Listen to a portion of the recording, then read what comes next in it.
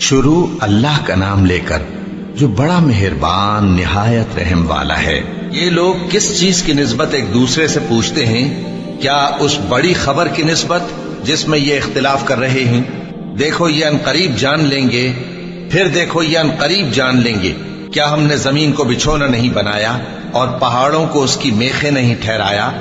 اور ہم نے تم کو جوڑا جوڑا پیدا کیا اور نیند کو تمہارے لیے موجب آرام بنایا اور رات کو پردہ مقرر کیا اور دن کو معاش کا وقت قرار دیا، اور تمہارے اوپر 7 مضبوط آسمان بنائے اور آفتاب کا روشن چراغ بنایا، اور نچڑتے بادلوں سے موسلا دھار میں برسایا تاکہ ہم اس سے اناج اور نباتات پیدا کریں اور گھنے گھنے باغ۔ بے شک فیصلے کا دن مقرر ہے، جس دن سور پھونکا جائے گا تو تم لوگ فوج در فوج موجود ہوگے، اور آسمان کھولا جائے گا تو اس میں دروازے ہو جائیں گے، اور پہاڑ چلائے جائیں گے تو وہ ریت ہو کر رہ جائیں گے۔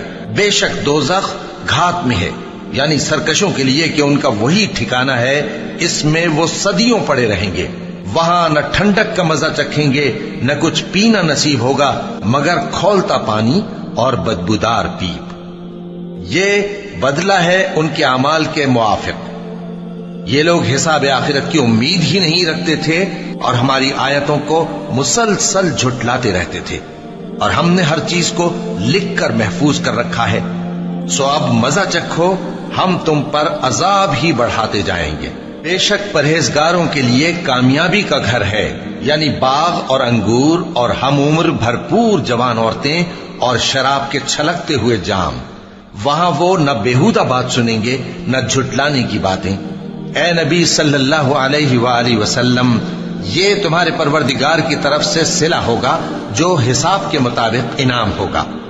وہ پروردگار کہ جو کچھ آسمانوں اور زمین میں اور جو ان دونوں کے درمیان ہے سب کا مالک ہے، بڑا مہربان ہے، کسی کو اس سے بات کرنے کا یارہ نہ ہوگا۔